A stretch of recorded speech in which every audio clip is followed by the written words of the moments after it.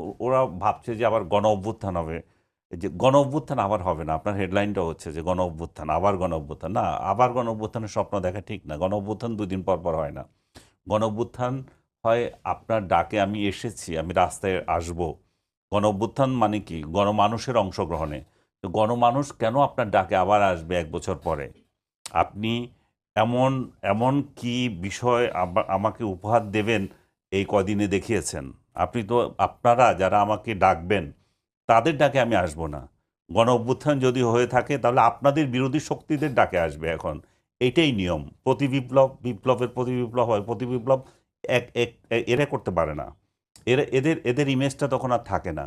তো আপনাদের বিরুদ্ধ শক্তি যারা আছে তারা যদি ডাক দেয়, মানুষ যদি ত্যক্ত বিরক্ত হয়ে যায়, তখন আরেকটা অভ্যুত্থান হতে পারে। সেই অভ্যুত্থানে আমাদের কার অবস্থান কোথায় যাবে আমরা জানি না। এই সেফ এক্সিটের প্রশ্ন তখন এই জন্যই আসে। আপনি যে বলছেন সেফ এক্সিট, কেন সেফ এক্সিট? কারণ হচ্ছে ওইরকম পরিস্থিতি যদি হয় আপনার সেফ এক্সিট লাগবে। আমি মন্তব্য করেছিলাম সেফ এক্সিটের বিষয়ে যে আমাদের যে সামরিক বিষয়ক উপদেষ্টা যিনি আছেন, আমি বলেছিলাম যে প্রথম এক্সিট নেবে তিনি। উনি এর আগে যখন ইয়েতে ছিলেন খলিল সাহেব, এর আগে যখন সরকারি ছিলেন এই 111-এর সরকারে, সরকার শেষ হওয়ার আগে আগে পালিয়েছেন।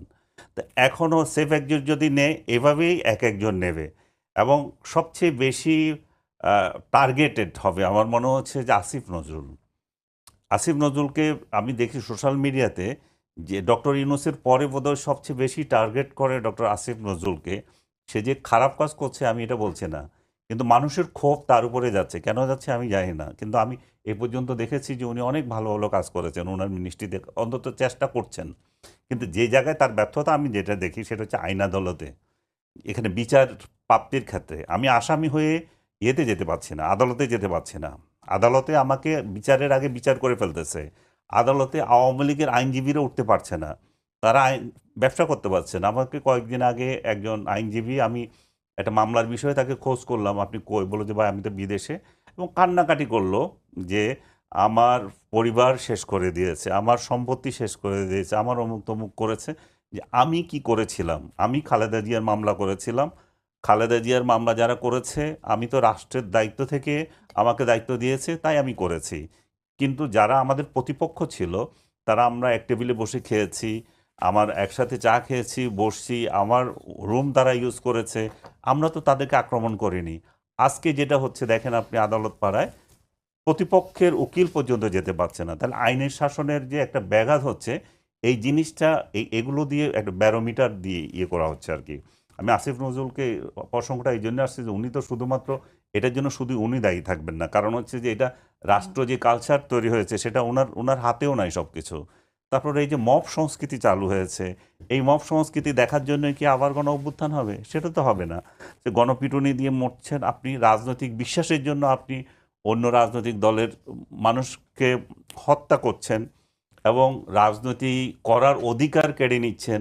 তো মানুষ দেখে কি? মানুষ দেখে যে আমরা যেটা চেয়েছিলাম সেটা পাইনি এবং প্রতিহিংসার রাজনীতি দিন দিন বাড়ছে। তো আরেকটা প্রতিহিংসার রাজনীতির জন্য আমি তো এই ঠিক অভ্যুত্থানে এই অংশ কারণে নেব কি না। সেফ এক্সিট নেওয়া লাগতে পারে উপদেষ্টাদের কারো কারো, এমন মনে হচ্ছে? হবে এটা এটা এটা দুনিয়ার নিয়ম, এটা বাংলাদেশ না। এটা দুনিয়ার নিয়ম। আপনি যখন একবার রাজত্ব করেন, এই যে আওয়ামী লীগের যারা রাজত্ব করছিল ওরা কই? ওরা সেফ এক্সিট, ওরা পালাইছে না? এরা কি আছে দেশে কেউ? এরা তো পালিয়ে আছে। আপনাকে কেন পালিয়ে থাকতে হয়? আপনি আপনি এমন অপকর্ম করেছেন যেটা মানুষ সহজে আপনাকে নিচ্ছে না। তো আপনি যখন অপকর্ম করবেন আপনাকে সেফ এক্সিটের প্রশ্ন আসবে। তো এখন যারা নাহিদ বা আদার্স যে বলতেছে সেফ এক্সিট, তারা নিশ্চয়ই বুঝে, তারা তো ভেতর থেকেও বুঝে কারা কারা এই দুর্নীতির সাথে জড়িত আছে, কারা কারা এই বলছে যে ৫ জন, ইয়ে যে রাশেদ বলল যে ৫ জন উপদেষ্টা শেখ হাসিনার সঙ্গে তলে তলে খাতির রাখছে। তার মানে এই সরকারে থেকে আপনি কেন শেখ হাসিনার সাথে খাতির রাখবেন? আমি মনে করি যে রাশেদকে জিজ্ঞেস করা উচিত যে কোন জি সেই ৫ জন, এবং তাদেরকে এখনই চিহ্নিত করে বের করা উচিত। জি কারণ রাশেদ আমরা, খান আমি আমি যেমন শেষ বলেছেন করে দিচ্ছি, যে আমরা গণ্ডগোল চাই না। আমরা চাই এই যে সরকার আছে, ডক্টর ইউনূস সরকারের নেতৃত্বে একটা শান্তিপূর্ণ ভোট, যেটা যত তাড়াতাড়ি সম্ভব অনুষ্ঠিত হওয়া। ফেব্রুয়ারি মাসে উনি অনুষ্ঠান করার জন্য বসে আছেন। আমি বলবো ফেব্রুয়ারি কেন, পারলে আগামী মাসকে ফেব্রুয়ারি মাস বানিয়ে দেন। আপনি করেন ডিসেম্বর মাস মধ্যে ইলেকশন করেন। জাতিকে একটু শান্তি দেন। জি, যেমনটা বলছিলেন রাশেদ খানের 5 জনের নাম নিয়ে আসা উচিত। এনসিপি নেতা নাহিদ ইসলামও বলেছেন কিছু কিছু উপদেষ্টাদের কথা, সার্জিস আলমও বলেছেন কিছু কিছু উপদেষ্টাদের কথা। আপনাদের নেতারা যখন বলছেন বারবারই, তারা তার মানে জানেন যে কোন কোন উপদেষ্টা সেফ এক্সিট চাচ্ছে বা নিতে যাচ্ছে। কারা চাচ্ছে সেফ এক্সিট?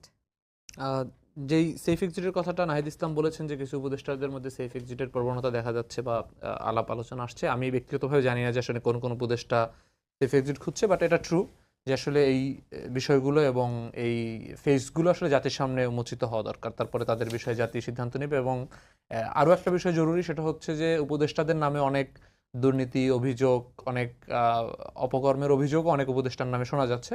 এটাও সরকারের উচিত যে এই বিষয়গুলোর ব্যাপারে কি ধরনের পদক্ষেপ গ্রহণ করছে এটা জাতির কাছে উন্মোচিত করা, এবং সেই বিষয়ে তাহলে সরকার যদি তাদের বিষয়ে কোনো ধরনের কোনো, এটা যদি পুরোটাই বানানো গল্প হয়, তারা যদি একেবারেই ধোয়া তুলসী পাতা হয়, তাহলেও এই বিষয়টা আসলে একটা প্রক্রিয়ার মধ্যে দিয়ে যে এটা সরকার যেমন আজকে রিজওয়ান হাসান বলেছেন যে নামগুলো যেন নাহিদ ইসলাম বলেন, তো সরকার নামগুলো জানার জন্য চাচ্ছে। মানে সরকার আসলে নামগুলো জানার জন্য চাচ্ছে, এটা তো আসলে সরকার নিজেই জানার কথা। এটা তো আমি বলছি যে যেই নাম আলাপ আলোচনা যাদের বিষয় আসছে এদের নাম জাতির সামনে উন্মোচিত হওয়া দরকার। আমি আরেকটা ডিফারেন্ট ব্যাপারে বলছি যে যাদের ব্যাপারে অভিযোগ আসছে উপদেষ্টাদের মধ্যে, তাদের প্রশাসনিক এবং আর্থিক এবং অন্যান্য যেই অভিযোগগুলো আসছে, তাদের ব্যাপারেও সরকারের পদক্ষেপটা কি, অবস্থানটা কি? তারা কি শুধুমাত্র এই অবস্থানটা আসলে শুধু শুনবেন এবং তাদের মতো করে চলবেন? এটা তো আসলে হতে পারে না। তো সেই জায়গা থেকে তাদেরও একটা নিরপেক্ষ প্রক্রিয়ার মধ্যে দিয়ে তাদের ব্যাপারে অবস্থান আসা উচিত।